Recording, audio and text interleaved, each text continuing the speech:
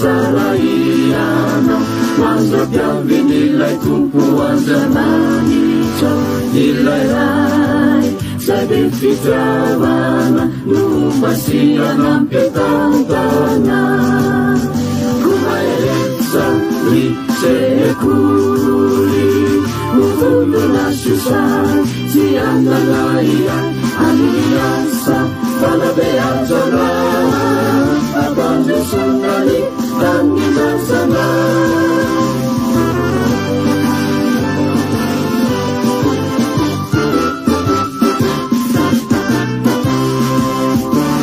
sekoly mahareta tsara iana mandrapiaviny ilay tompo jesosokina izy no hitarikausa vavolombelona femenatra ko maheretsa ny sekoly movondona sosay tsy ananaia amin'ny asa fanabeazana abandesonany tanimazana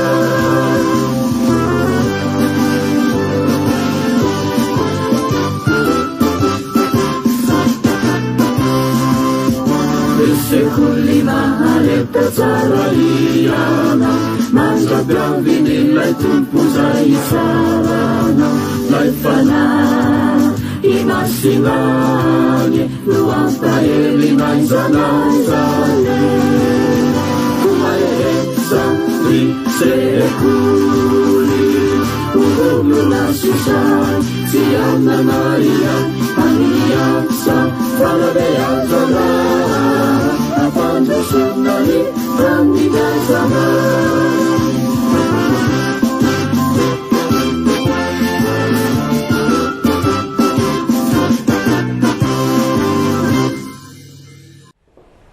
ko malala faly miarahaba atsika rehetra ny tokantrano any zao alaka misy masina izao faly manonona ny fiadanan'ny tompo amintsika riavako ny alaka misy masina dia tena fotoana manokana eo amin'ny fiainan'ny fiangonana riavako satria ny alaka misy masina dia fotoana ahatsiarovany mpino ny nanorenan'ny tompo ny fanasana masina.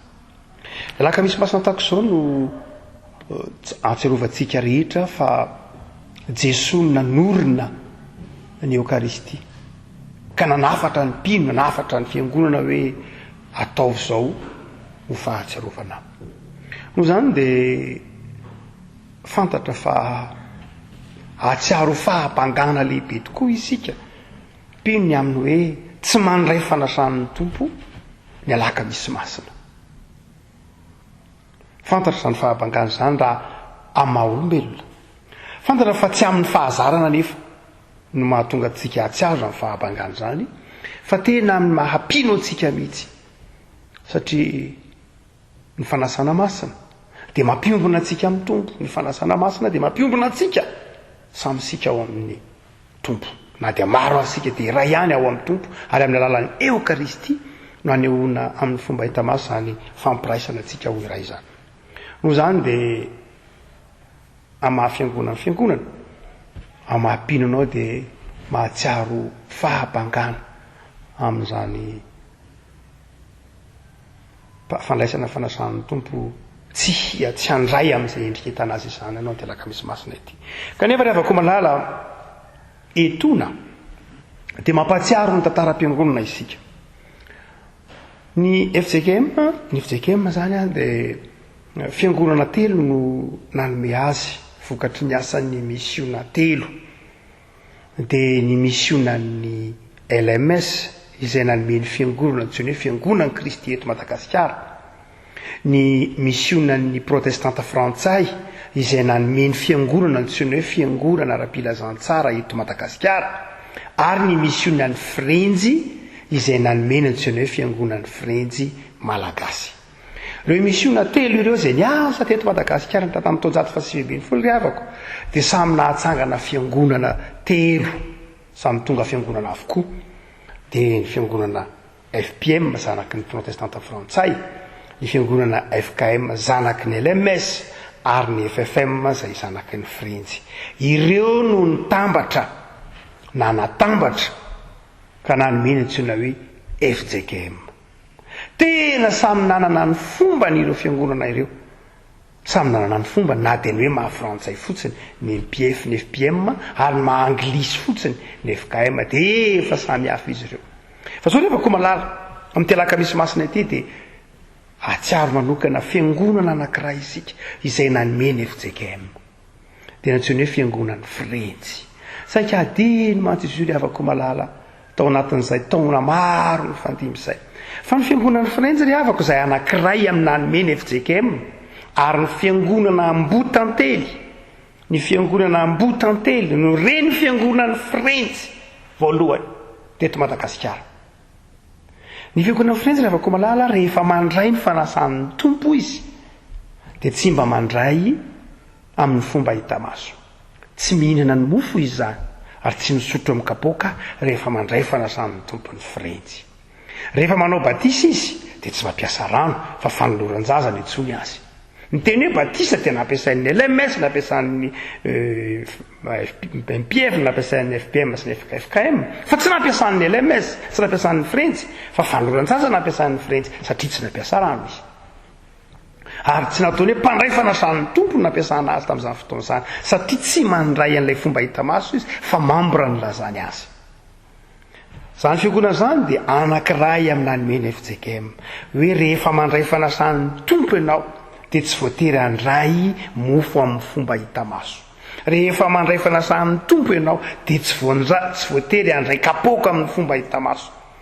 Ny anankiray tamin'ireo fiangonana nanomeny FJKM ry havako dia izay, tsy nanao zava-dehibe ny hita maso izy zany. Azay mahatonga anao ny fiangonan'ny Frentsy Antananarivo dia tsy nisy tilikambo akory aza fa Ambatomena, Amboasarikely, Mandrosoa, zany rehetra dia tsy nisy, satria nanao antsy tsy zava-dehibe nge ny tilikambo, tsy endrika ivelany hita maso akory ny mahafiangonana fiangonana fa ny firaisana po amin'ny Kristy. No zany amin'ny Alakamisy masina ity rehefa malala dia izao handray fanasan'ny tompo izahay isika. Ary dia izahay ety anatin'ny fiangonana manomana amin'izao Alakamisy masina izao izahay dia handray fanasan'ny tompo. Fa ianao kosa ny tokantrano any dia iombona aminay eo ampandraisana ny mofo sy ny kapoaka. Handray am-panahy ianao, raiso am-panahy, raiso amin'ny finoana ny zavatra rehetra. Tsy voatery ho handray amin'ny fomba hita maso ange ianao. Tsy ny mofo rehetra, tsy ny mofo ihany ny veloman'ny olona, fa ny teny aloka ny bavan'Andriamanitra. Noho izany azonao atao tsara ny miombona am-panahy aminay eo ampandraisana ny mofo sy ny kapoaka.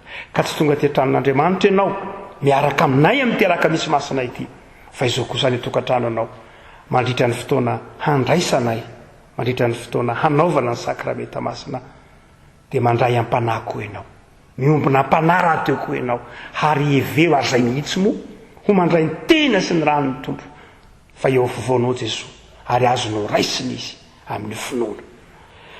Zany rehefa koa malala mampahery ianao eo ampanarahany ity fitoam-pivavahana Alakamisy masina ity.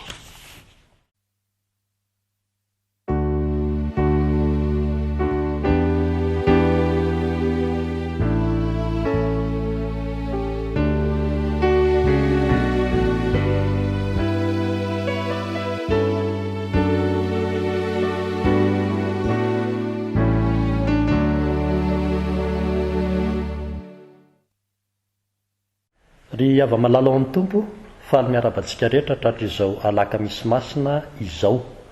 Alakamisy masina izay andraisantsika tantarany finoantsika ka mbola hijoroantsika mandraky ny androany. Hanomboka izao fotoana izao isika ry ava-malala ka ovakitsika ny salamo 7:20 ny andiny voalohany ka hatramin'ny fahatelo dia misy ny hira voalohany, andiny voalohany sy ny faharoa, ary aorinan'izay dia isy ny vavaka fiderana. Ho amintsika mandrakarivana ny fahasoavana sy ny fiadanana avy amin'Andriamanitra ray sy Jesosy Kristy tompontsika. Salamo 7:20 andiny voalohany ka hatramin'ny fahatelo amin'ny anaran'ny tompo. Andriamanitra, Andriamanitra ianao, mitady anao fatratra aho, mangetaentanao ny fanahiko, maniry anao ny nofoko eto amin'ny tany maina sy mangetana tsy misy rano. toy izany no nijereko anao tao amin'ny fitoerana masina, ahitako ny herinao sy ny voninahitrao. Fa tsara noho ny aina ny famindraponao, ny molotro idera anao. Amen.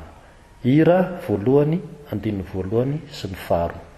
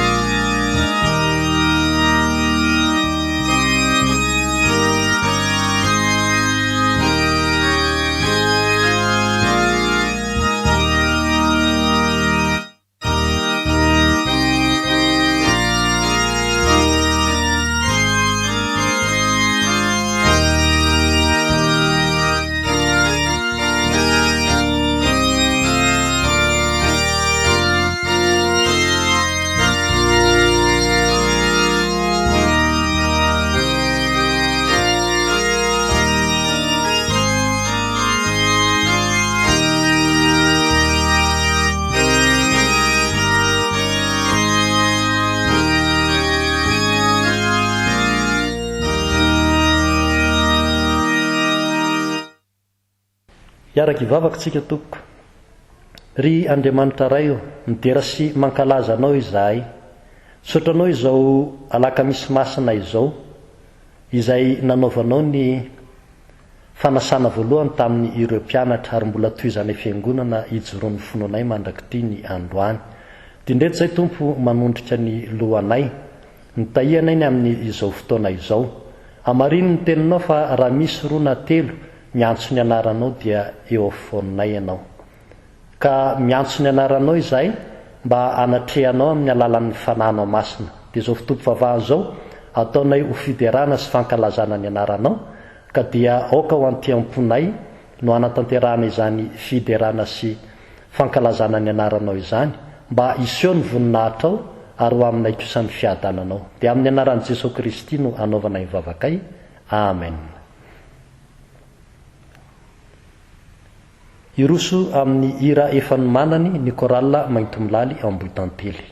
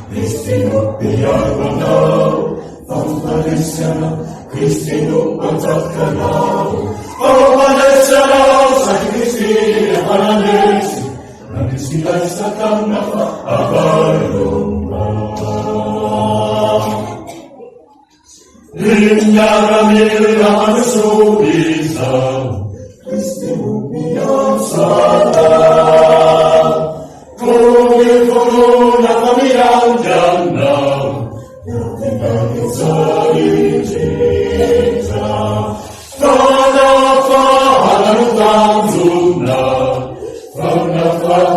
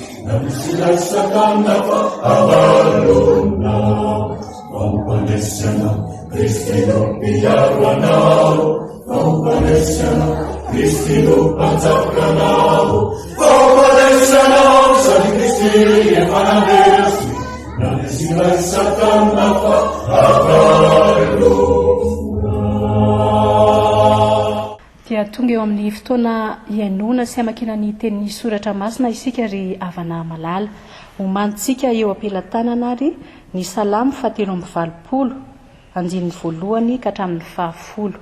Salamo 7:20 ny andinin'ny voalohany ka hatramin'ny 10. Mialohan'ny amakina ny teny dia mbola hiaraka ivavaka isika. Indreny hafalian'ny fonay Andriamanitro amin'izao fotoana izao mbola afaka hiaino ny teninao, hamaky izany teninao izany ary hiaino ny hafatra avy amin'ny teninao. Isotranao izay fa tsy ataonao diso anjara indrindra amin'izao alakamisy masina izao izay fotoana tserovanay manokana ny nandrenanao Jesosy Kristy ny fanasanao. Dia sokafy ary ny fonay aizanay mandray ny teninao ary sokafy ihany koa ny vavan'ny mpanomponao izay hitondra ny hafatra ao aminay. Misaotra ry Jesosy tomponay. Amen. Salamo 7:20 ny andinin'ny voalohany ka hatramin'ny 10. Hovakiana amin'ny anaran'i Jesosy Kristy.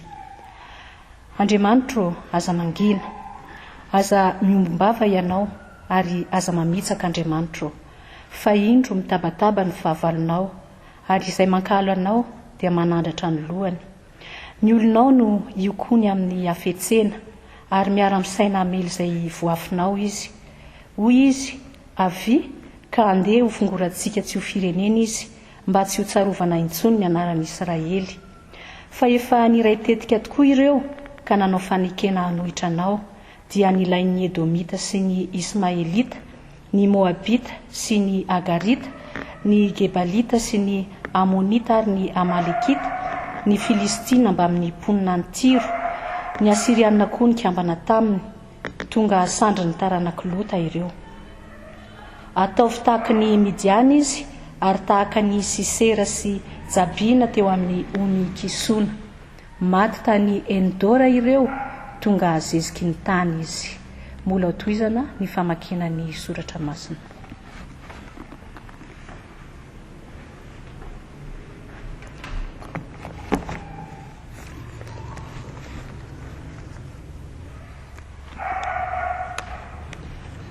Ny Hebreo 5 andininy 7 ka hatramin'ny 10.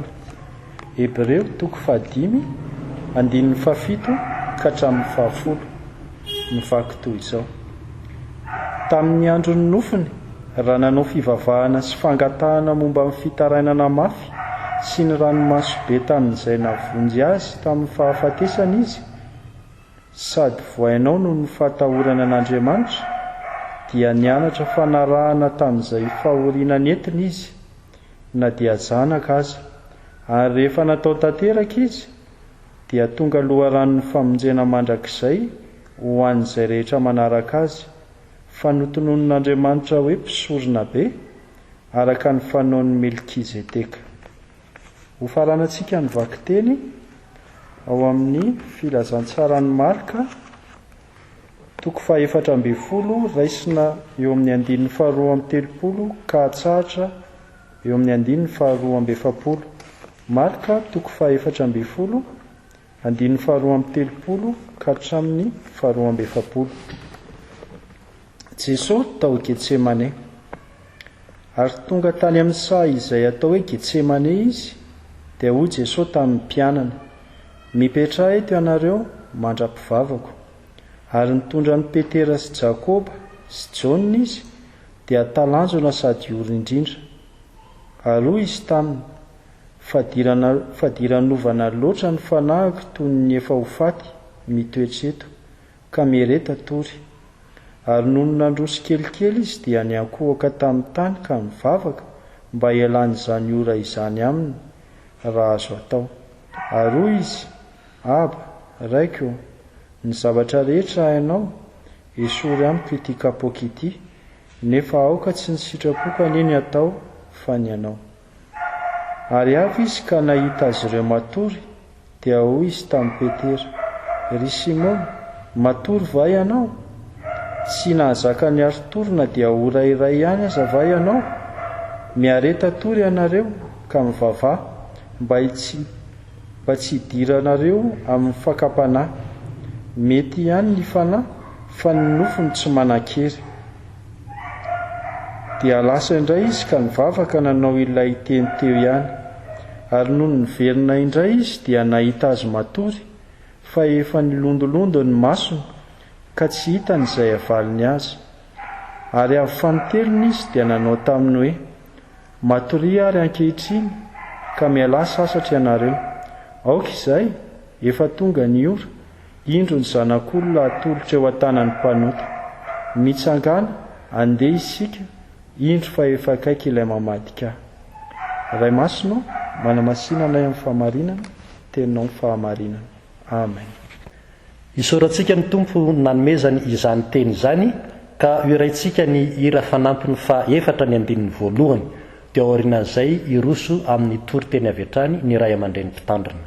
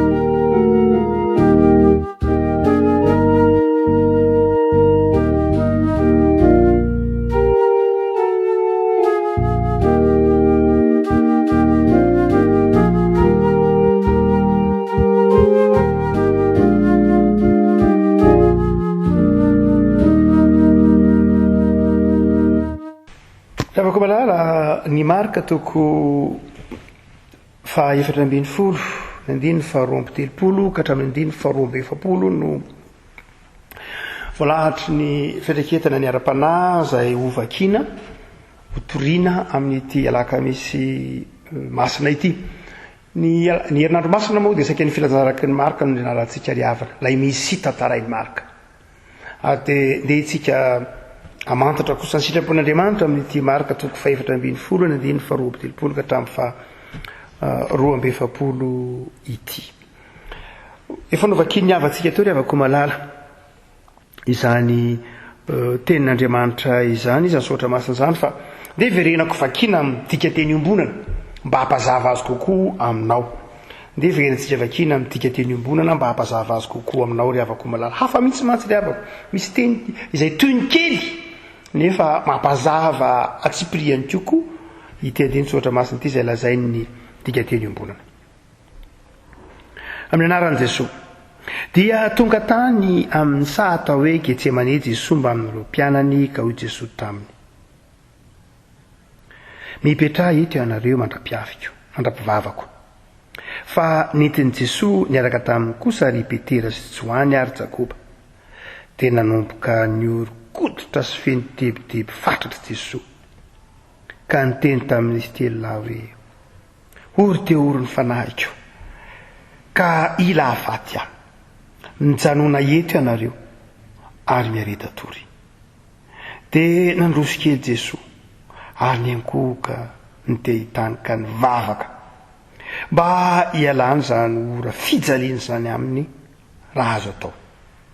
Ary hoy Jesosy raiko vitanao ny zavatra rehetra isolo lavitra izao fijaliana izao kanefa tsy hoe izy sitrapoko fa zay sitraponao. Dia niverina nakeo amin'izy telo Jesoa ary nahitazana toroka ho izy tamin'ny Petera. Mahatory ve ianao Simona? Tsy naharitory adiny ray akory ve ianao?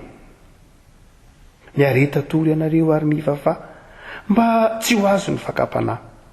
Marisika ihany ny fanahin'ny olona fa ny lofony malemy.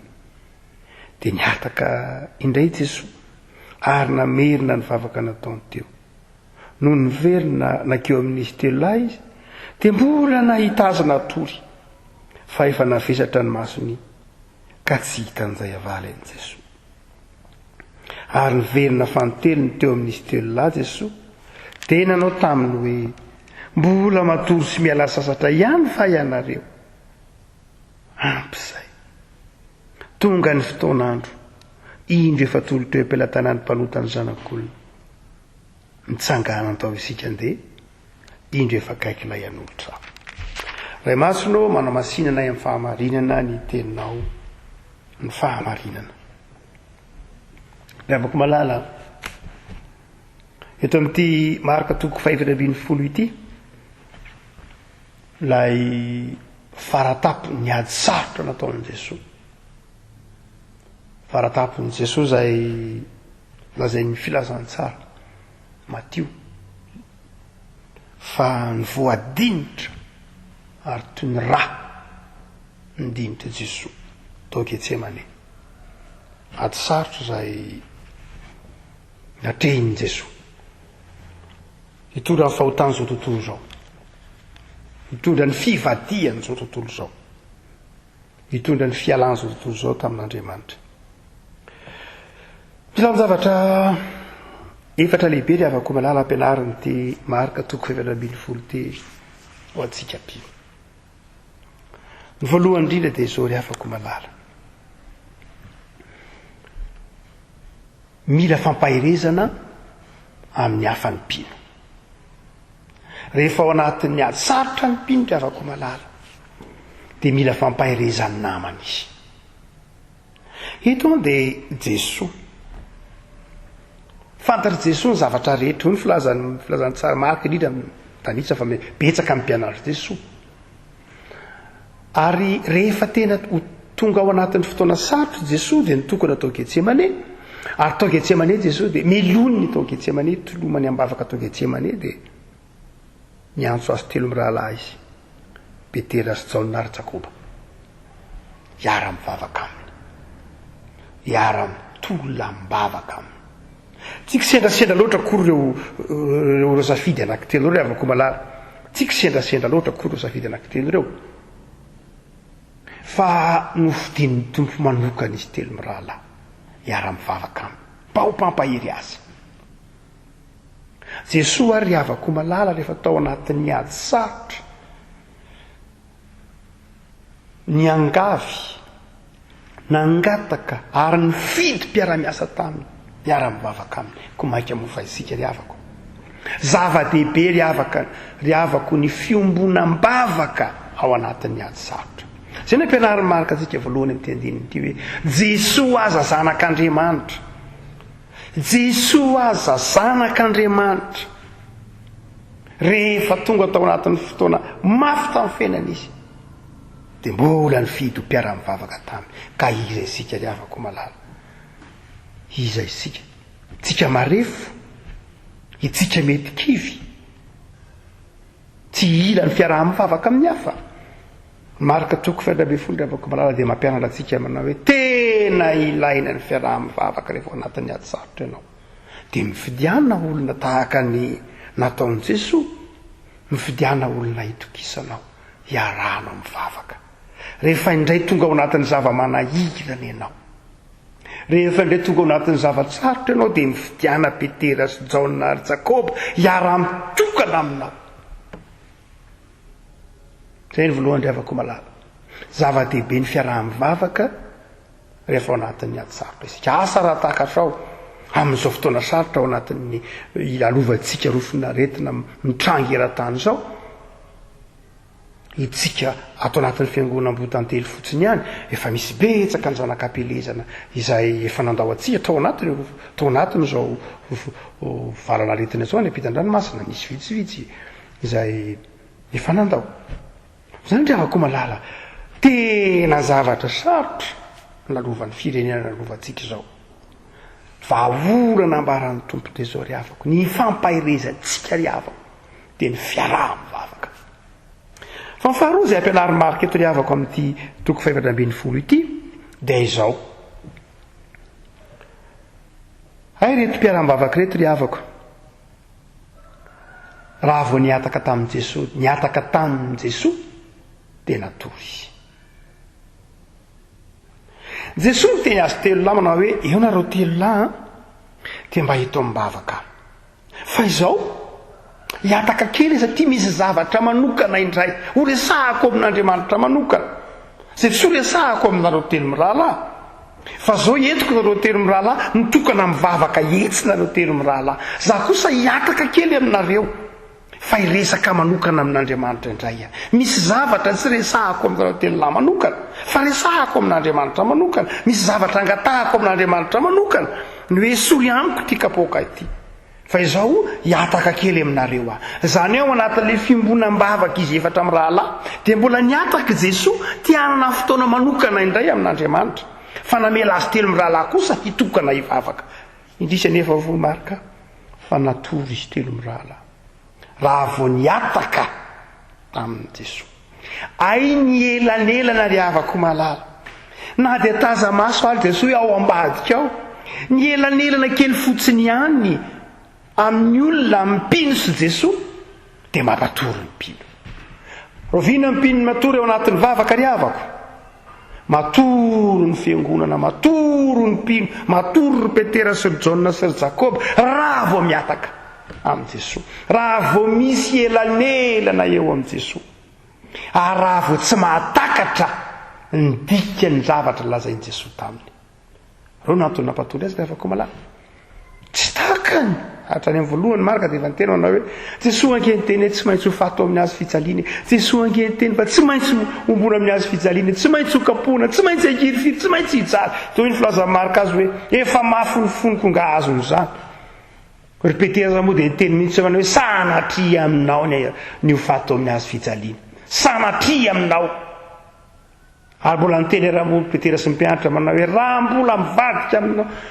ny olona rehetra ray tsy hivadika aminao na inona tsy takatry ny mpianatra ny amafy ny zavatra ho lalovan'i Jesosy tsy takatry ny mpianatra ny fampianaran'i Jesosy ary rehefa tsy takatry ny mpianatra ny afatry Jesosy rehefa adiny ny mpianatra ny fampianaran'i Jesosy dia io izy matory ry havako matory ny fiangonana ry havana matory ny mpino matory ny kristianina fizona vavolombelona rehefa tsy takany tsony rehefa tsy azo ny tsony ny ampisina hoentin'ny tompo mitokana mivavaka izy fa tonga izy amin'ny fahalalam-pomba hoe ka ay moa Jesosy ka Jesosy nge manasa ty andao mba andeha saingy izao matory eto toerana atak'izany ry afaka hoe zany antsika ty amin'izao tontolo zao ty matory variana ny fiangonana variana ny kristianina variana isika satria tsy takatritsika ny dikany tenin'Andriamanitra tsy noenontsika satria mafy ny fontsika tsy azotsika saretsaina kory ara ny zavatra andrasan'Andriamanitra amintsika ary na dia ny mamonjy fotoana aza velontsika ho fahalalam-pomba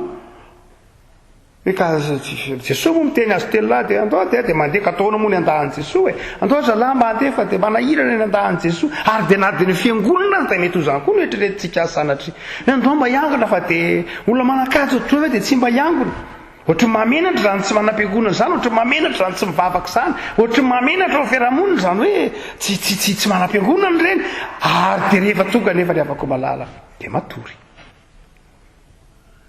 avako malala ny marika toko 720 dia mampianatra tsara antsika eto mihitsy fa ny anton-javatra mampavariana ny mpino ty amin'ity zao tontolo zao ty dia ny amafy ny fony ka tsy ahatakarana ny fampianaran'ny tompo tsy ahatakarana ny sitrapon'Andriamanitra dia rotsorotsiny zao tontolo zao amin'ny fahafinareta maro isan-karazana izy dia tsy tazany tsony ny fangiry fireniny tompo rotsorotsiny ny fahafinaretany zao tontolo zao izy rotsorotsiny ny fifaliany zao tontolo zao izy dia adiny ny faombadika ao Jesosy mangirifiry tsy hitany lay Jesosy mijalo azy fa matory satria toy ny lavitra azy Jesosy matory satria misy elanelany eo aminy sy Jesosy ry fiangonanao fantatra ny antony mampatory anao ry mpino ianao no mahafantatra hoe matory ianao ary Jesosy no mahafantatra hoe matory ianao tsisy reo ihany mahafantatra hoe matory ianao tsisy olona afaka hitsaranao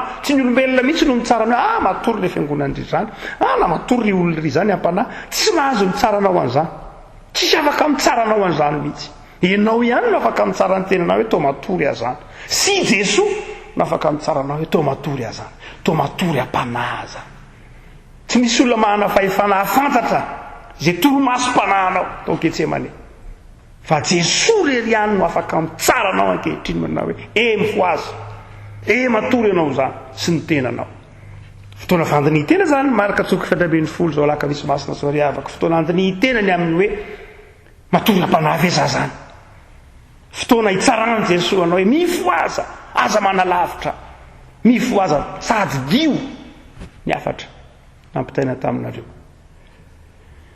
hotsika manao hoe anankiray am'izay ambarany marika eto ny hoe rehefa lavitra an' Jesosy rehefa manadino ny fampianaran'i Jesosy isika dia matory fa ny fahatelo ny avako malala izay ampianariny ety ity mikasika ny valim-bavaka mikasika ny valim-bavaka Jesosy ny teny manao hoe raiko isory amiko ty kapoka ity kanefa aoka tsy ny sitrapoko no atao fa ny sitraponao toy ny tantara ny sitrapon'Andriamanitra ny natao ay ny valim-bavaka ry avako malala Jesosy azy eto manindry tsara isory amiko izao zavatsarotra mahafadiran'ovana izao fijaliana izao isory amiko Jesosy nangataka zay mahatonga azy niataka kely tamin'ny mpianatra Jesosy nangataka ny alany zany hoy marika tsy teo mason'ny mpianatra izy ny teny an'izany mba alazo tsaratseny hoe masony izy telo lahy izy ny teny an'izany toy ny fahalemena sanatriny andikany izy telo lahy azy fa raha nytantarainy marika zany ry avako malala tsy hoe te handositra n'ilay evangily friny Jesosy tsy zay tia ny marika tantarainy raha mitantaran'izany izy ay Jesosy ka efa teriny efa saika tsy atsofa ataony azy fijaliana tsy zay ny dika ny tantarany marika an'io fa ny dika ny tantarany marika an'io dia zao ry avako malala ho anao rehefa mivavaka tsy zay vavaka angatahanao akory dia mivaly araka ny sitraponao avoko Jesosy azy eo tena naharihary marika fa Jesosy azy eo nangataka fa nangataka araka ny sitrapon'Andriamanitra fa tsy nangataka araka zay tia no tanterana Jesosy areo raha tsorona tsy nahazo valim-bavaka tsy le valim-bavaka nandrasa ho Jesosy esory angety fa ny tompo tsy maintsy io ny lalana izoranao anaka ka nahatonga azy niteny rehefa aveo Andriamanitra nahoana ny te mahafoy ahy ianao lay Jesosy olombelona mitafinofo tahaka anao nefa zanak'Andriamanitra tsy nahazo valim-bavaka ny dikany io rehefa ko malala dia nazavana amintsika tsy hoe andositra ny azo fijaliany Jesosy zanatry fa ny tia ny marika tenenina dia ho anao mihitsy mivavaka ankehitriny ho anao mivavaka ankehitriny hoe zay vavaka angatahanao ange tsy voatery azonao ny valiny fa ny vavaka ataonao vavaka mivaly araka ny sitrapon'Andriamanitra faravakely dia avako marala alaka misy masina ny andro itsika moa ny atokantrano manam-potoana tsara dia faravakely ny valim-bavaka dia misy karazany telo na efatra valim-bavaka voalohany zay angatahanao dia azonao eo eo misy an'izany Jesosy ny tafio-drivotra teny mimpianatra hoe Jesosy mifonjeo zahay niaraka tamin'ny vava ny fo Jesosy dia niteny hoe mitsara azo teny eo ny valim-bavaka Jesosy niaraka namoky ny mpianatra tamin'ny mofo dimy sy asan-drano azo teny eo ny valim-bavaka be dia be ny valim-bavaka azo eo eo ry avako isy an'izany ny tompo ihany mahafantatra hoe azo eo eo valonito misy valim-bavaka tsy azo eo fa miandry tsy miandry zay angatahanao an'io tsy azonao rehefa avy eo tsy azo an'io mivaly ilay vavaka mivaly amin'Andriamanitra satria fotoanan'Andriamanitra efa io ankehitriny io fa ny fotoana andraisanao azy ny miandry Andriamanitra mamaly azy ankehitriny fa ny andraisanao azy mety miandry 3 taona miandro 2 taona misy valim-bavaka miandrika impirany zanak'Israely nandritra ny 300 taona nivavaka ny talao tany Egypta hoe efa-jato taona teo ina vao mivaly mivavaka. Misy fotoana ela mivavaka vao mivaly, ela tsy Andriamanitra no mampiandry fa ny fotoanantsika olombelona no tsy maintsy milahatra araka zany miandro zany. Misy valim-bavaka rehavako malala tsy mivaly araka ilay izay tianao atao, araka izay angatahanao. Paoly apôstôly nangataka hoe mba hisory amiko ty aretiko ty, teo ny tompo taminy manao hoe ampo anao ny fahasoavako. Nivaly ilay vavaka fa nivaly araka ny sitrapon'Andriamanitra fa tsy araka ny heriny Paoly. Ampo anao ny fahasoavako, zany hoe mivalim-bavaka ao, valim-bavaka ao menanao fahasoavana ampy dia matroky, fa tsy araka ilay zavatra nangatahanao no menanao fa mihoatra lavitra noho zany fahasoavana. Solomona nangataka fahendrena fa ny tompo anao hoe sady omeko anao ny fahendrena, omeko anao ny arena rehetra, zay le ampo anao fahasoavako. Kely ny angatahanao fa mihoatra lavitra noho zay no men'Andriamanitra. Fa eto zany misy valim-bavaka faefatra. Le zavatra angatahanao dia izao tena tsy mifanaraka tamin'ny sitrapon'Andriamanitra. Nivaly fa ny tompo anao hoe zao no izy. Tsy azoko menanao zany mantsy an' Jesosy fa zao miaraka mitondra aminao amin'io zavatra io zay valim-bavaka. Tsy amelanao irery aho. Eto moa marika tsy nitanisa azy fa Matio nitanisa azy hoe dia nisy anjely ny rain'Andriamanitra nampahery an' Jesosy. Zany ry afako malala. Ny valim-bavaka dia ity, ny valim-bavaka mivaly daholo no afatraonao amin'izao lakamisy masina izao. Fa ny endrika isehoan'ilay valim-bavaka ny tompony mahafantatra izay tandrify ianao, arakarak'izay hitondrany ianao, arakarak'izay andrasany aminao, arakaraka ny sitrapony. Mahereza ny vavaka ry havako malala fa ny vavaka ataon'Andriamanitra, tononon'Andriamanitra reny avokoa ary mivaly araka ny sitrapony. Farany ry havako malala itsika hoe zavatra efatra no ampianariny marika antsika eto, ary ny faefatra dia ity ry havako malala ny ampianariny tompo antsika dia lay Jesosy zay ataontsika hoe mahazo lola atsika. Jesosy tsy mba mandatsa atsika. Fantatra Jesosy ny fahalemen'ny mpianatra, be torimaso io zany eto, fa Jesosy tsy mba nandatsa, Jesosy tsy mba naneso, Jesosy tsy mba nanao hoe dia inona ty ataonareo telo lahy, vizaka fotsiny anotondranareo taty, jere torimaso lava tsisy farany. Tsy nandatsy Jesosy, tsy nitsary Jesosy, fa mifarany ary izy mbola nitonga nanao hoe ampy zay. Ary amin'ny filazantsara hafa izy dia mbola niteny manao hoe matory amin'izay ary, ndana matory amin'izay rehefa vizakinareo. Nisy fotoana avako malala izay lay Andriamanitra ao, lay Andriamanitra ao, Andriamanitra malemy fanahy, Andriamanitra tianao, mahafantatra ny fahalemenao, mahafantatra ny tsy zakanao, mahafantatra ny mety ho vita ny herinao. Andriamanitra fitiavan'Andriamanitra, ary Andriamanitra tsy mampitondra zavatra tsy zakanao, zay zakanao ihany ny velany andalo aminao, azy zay zavatra vitanao ihany no ankininy aminao, vita ny arahana aminao, ary amin'izay tsy vitanao tsy mandatsy Andriamanitra, tsy maneso Andriamanitra, tsy olombelona Andriamanitra ka aneso manao inona koa zato ianao, be torimaso tsisy ilana azy sanatria tsy zany Andriamanitra ry havako. Fa ny filazantsara va dia miteny andry reraka ianareo telo amin'ny rahalahy dana amin'izay ara-matory. Eto izy niteny manao hoe ampy zay, vita zay, tonga ny fotoana. Ry havako malala ny Andriamanitra ao, ny Andriamanitra tsika, ny Andriamanitra Jesosy zay tompontsika dia Andriamanitra mahafantatra anao, mahafantatra ny fetranao, ny taizanao izy, manitsy anao izy, mahafantatra anao. Dia azakivy aza ry havako, jereo amin'izay ny Andriamanitra ao fa fitiavana izy.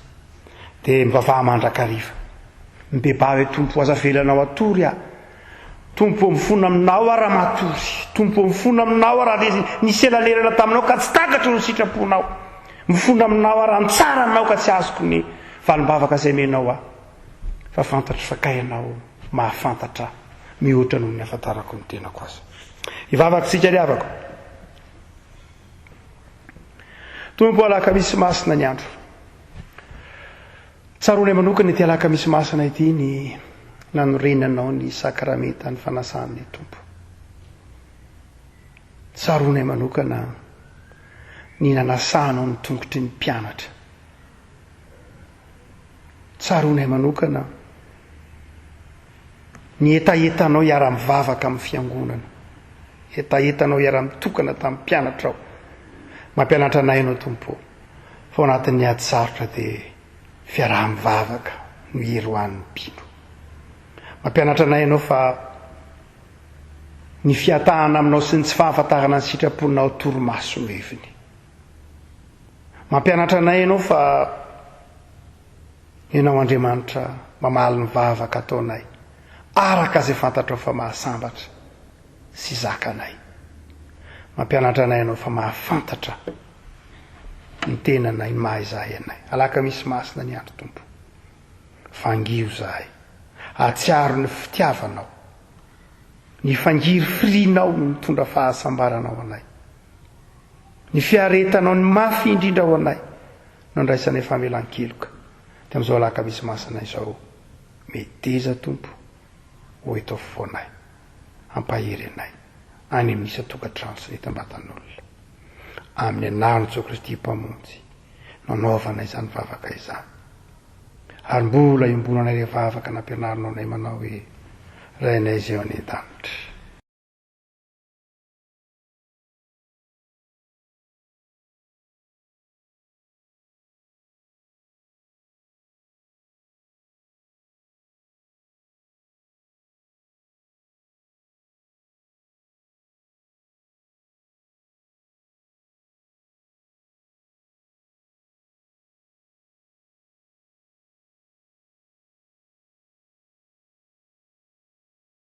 Amen. Rehako mivelatra eto anoloantsika ny fanasana masina, ny fanasan'ny tompo. Ity alaka misy masina ity tsy ahifina fa fotoana izay ahatsiarovan'ny fiangonana ny nanorenana ny Eukaristia, ny nanorenan'i Jesosy ny Eukaristia, ka nanafaran'ny mpianatra hoe ataovy izao ho fahatsiarovana. Efa nataontsika tany amin'ny taritrezaka tany ampiandohan'ny fotoana ilay avaka fa tsy ahifina ihany fa mafisina satria mety misy amintsika zao vao mijery na manaraka na mivobavaka dia efa fanao ny anankiray amin'ny FJKM, amin'ny fiangonana nomeny FJKM, ny antsoina hoe fiangonan'ny Frenjy. Ny FJKM dia nateraky ny fiangonan'ny Frenjy, ny fiangonan'ny FPM, fiangonan'ny FKM. Fiangonana telo nomeny FJKM tamin'ny taona 1970.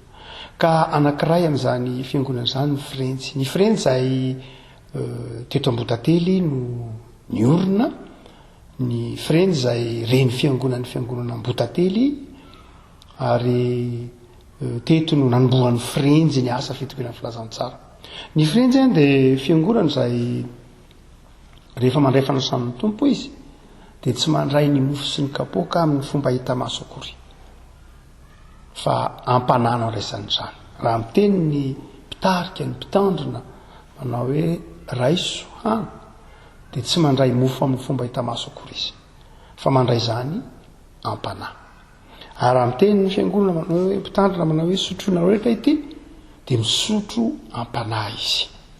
Izany hoe tsy zava-dehibe amin'ny Frenjy mihitsy akory ny famantarana hita maso hoe mofo sy kapoaka, fa ny tenin'Andriamanitra izay raisy ny ampanahy no zava-dehibe.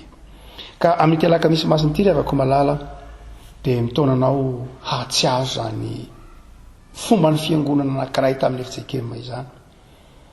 Tsy mandray ny tena sy ny kapoaka amin'ny fomba hita maso ianao, tsy mandray ny mofo sy ny kapoaka amin'ny fomba hita maso ianao any atokantrano any, fa manaraka kosa izao fandraisana tanterahina ety am-piangonana izao dia raiso ampanahy zany, raiso amin'ny finoana fa tsy amin'ny fomba hita maso ihany akory no iombonana amin'ny Eukaristia tahaka izao, fa amin'ny fahatsapahana ny fitiavan'Andriamanitra ka amin'ny fotoana andraisana ny tena sy ny rany Kristy dia raiso amin'ny finoana, amin'ny fahatokiana, fa ny fanamasina dia miasa ao aminao ka afaka mandray an'i Jesosy ianao, miombona amin'i Jesosy, miombona amin'ny fiangonana amin'ity alaka misy masina ity.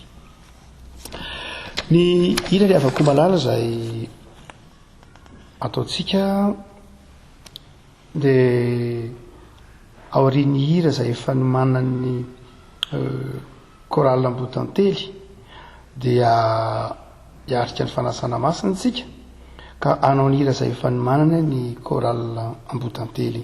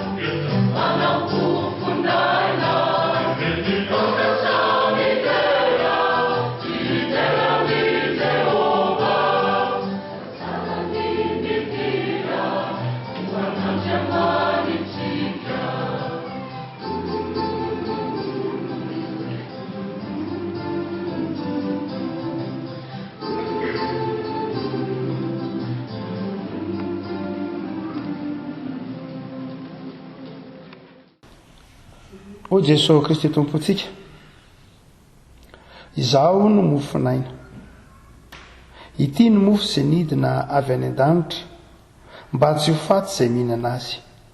Izaho no mofo velona izay nidina avy tany an-danitra. Raha misy mihinana ny mofo dia ho velona mandrakizay izy. Ary ny mofo izay omeko dia ny nofoko ho fiainan'izao tontolo izao ho Jesoa. Ato amin'ny tompo ny fonareo hitsangana ivavaka tsika riavako. Fantatray fa tompony tompo sy mpanjakany mpanjaka ianao Andriamanitra. Ary fantatray fa manerana izao rehetra izao ianao. Tsy voafetrany toerana, tsy voafetrany fotoana, fa afa manatrika ny rehetra amin'ny toerana izay rehetra mianta ny fanatrehanao, mahatsiaro ny fahasoavanao.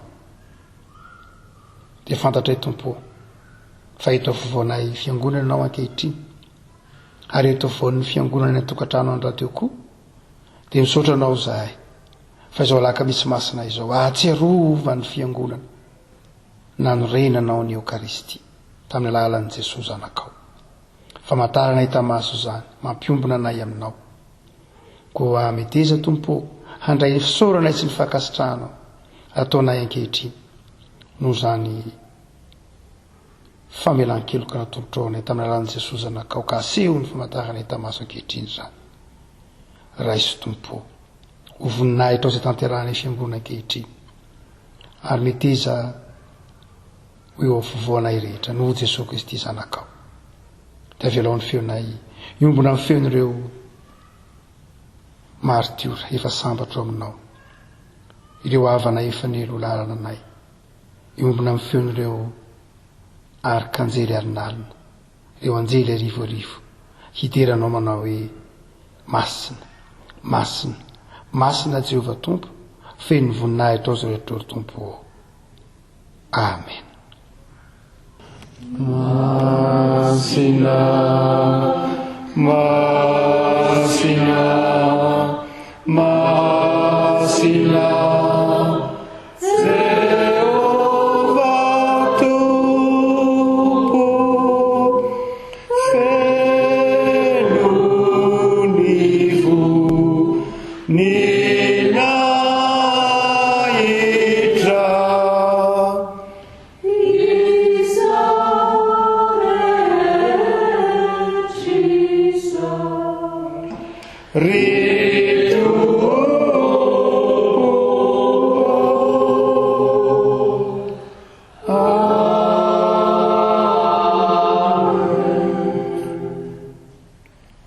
Fa Jesosy tompo tamin'iny aliny izay namadiana azy ry havako malala, rehefa nisaotra izy dia nivakiny ka ho izy raiso hany, ity ny tenako izay omena ho anareo zao natao ve ho fahatsiarovana.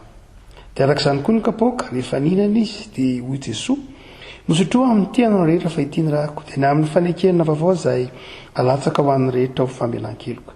Zao natao ve ho fahatsiarovana. Na oviana no misotro ianareo, fa na oviana no mihinana itony mofo itony sy misotro amin'ny kapoaka, dia manambara ny fahafatesan'ny tompo ianareo mandra-piafiny. Mbola hivavaka isika. Tompo, mangataka ny fanahinao masina izay ankehitriny. Ny fanahinao masina izay Andriamanitra mitohitra amin'ny fiangonana, Andriamanitra mitohitra amin'ny tsirairay avy, ka mahatonga azy ho tempolinao, ho fonenanao, ho fiasanao. Manatona latabatra masina izay ankehitriny, izay ato anatin'izao fiangonana izao. Ary asao mahery kosa tompo amin'ny alalan'ny fanahinao masina ny any tokantrano ahatsiaro fiombonana amin'izao alakamisy masina izao. Ary tsy hay ny fanahinao masina hanavaozana fanoloran-tena, ahatsapanay fa Andriamanitra tianay ianao, ka eo ampandraisany mofo sy ny kapoaka izay ankehitriny dia atsiaro famelan-keloka. Eo ampandraisana ny mofo sy ny kapoaka izay dia atsiaro ny fitiavanao. Ary aoka ho velona ato am-ponay ny fahatsiarovana, ny fangiry firinao, ny eso niatra taminao, ny kapoka ny anjady taminao, ny fahafatesanao tambony-nahitra sy ny fitsangananao hitoetra eo tananakavanan'Andriamanitra. Aoka ho tsaronay zany eo ampandraisana zao mofo sy ny kapoaka izao, ka iorena ny finoanay amin'ny fahatokina sy ny fitiavananao. Noho ianao Jesosy Kristy tompo. nanaovanay izany vavaka izany. Amen. Ny mofo izay vakintsika dia firaisana amin'ny tenan'i Jesosy Kristy Tompo izay novakiana antsika. Satria raha ihany ny mofo dia tena iraintsika rehetra mandray amin'izany mofo iray izany avokoa. Ny kapoaka ny fisaorana izay isaorantsika dia firaisana amin'ny ran'i Jesosy Kristy Tompontsika dia ny rano fanekena vaovao izay nalatsaka ho antsika. Ny avako malala ny anatona ny Tompo amin'ny fanendretena sy ny fitiavantsika amin'izao alakamisy masina izao, ary atsiaro ny fangiry firiny izay efa nanafatra antsika manao hoe izay manatona ahy tsy mba ho laviko mihitsy. Koa ndeha isika iombona mivavaka fanetretena manao hoe Tompo tsy mendrika atao hoe zanakao aho, Tompo tsy mendrika ny diranao ambany tafotraniko aho, Tompo tsy mendrika ny tsipony izay sombotsombony latsaka fa amin'ny latabatra ny koly aho, kanefa ho ianao hoe izay manatona ahy tsy mba ho laviko mihitsy. Miantso anay ianao ka sa manatona izahay, misaotra Tompo. Amen. Ho ny Tompo andefa efa voavoatra ny zavatra rehetra. Ny hira fa 700 ry havako, ny hira fa 700 ny andininy voalohany sy faharoa no ataontsika mandritra ny fizarana ny mofo sy ny kapoaka hoeny amintsika fiangonana izay manatrika etona. Ny hira fa 700 andininy voalohany sy andininy faharoa.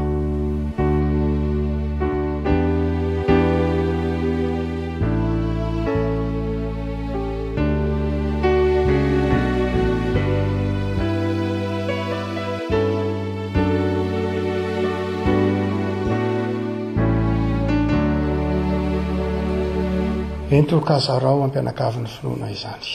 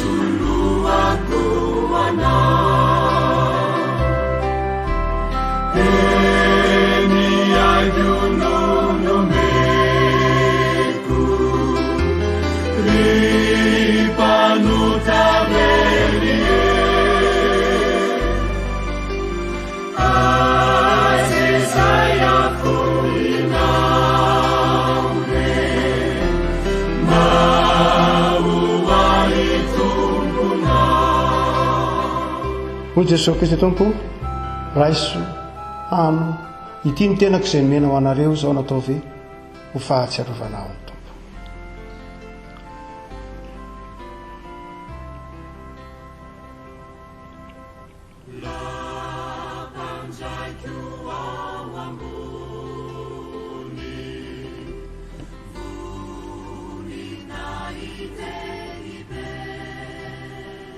Koa ny Tompo sotroinareo ty fatiny rako izay nilatsaka ho anareo famelan-keloka izao natao ho fahatsiarovanao ny Tompo.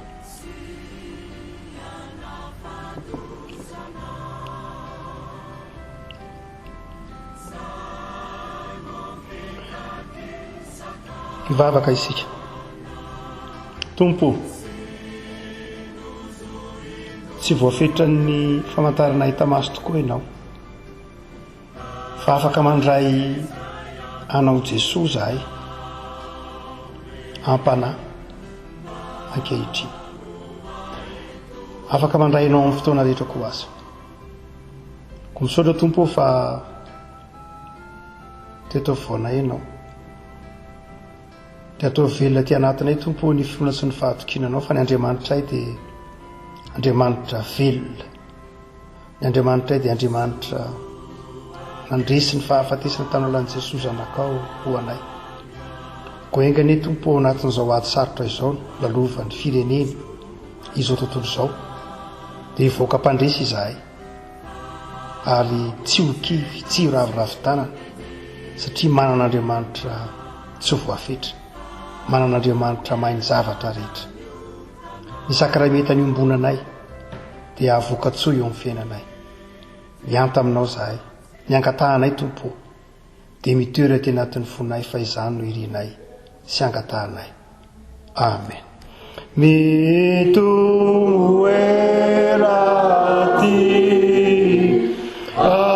anatiny fona izany indrindra Tompo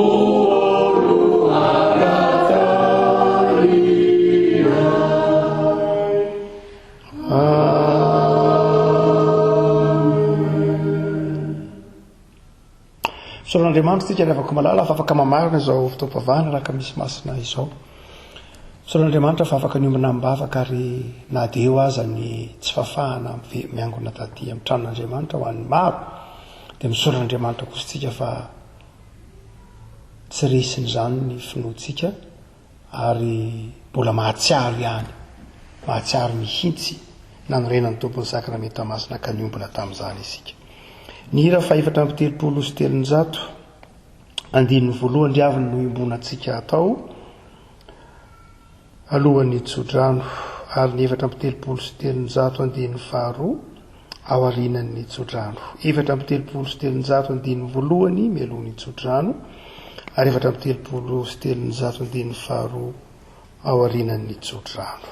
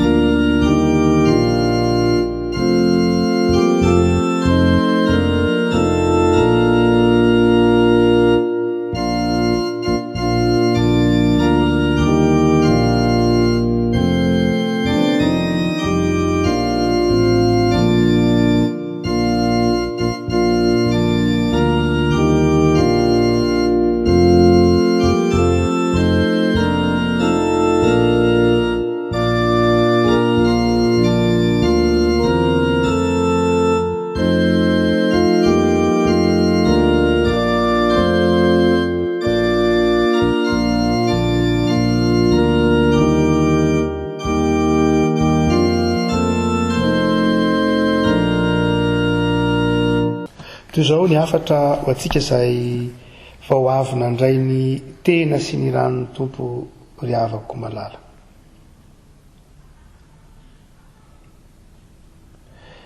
Fa ny fitiavan'i Kristy no manery anay, satria izao no hevitray. Maty ny anankiray hamonjy ny olona rehetra, ka dia maty koa izy rehetra. Ary maty hamonjy ny olona rehetra izy, mba tsy ho velona ho an'ny tenany, tsony izay velona, fa ho an'izay efa maty sy nitsangana hamonjy azy. Koa raha misy olona ao amin'i Kristy, dia olom-baovao izy, efa lasa ny zavatra taloha, endro efa tonga vaovao ireo. Raiso ny tsodrano. Hitay anao any ny Tompo ka hiaro anao. Hampamirapiratra ny tavany aminao any ny Tompo ka mindra fo aminao. Hanandratra ny tavany aminao any ny Tompo ka omeny anao ny fiadanana. Amen.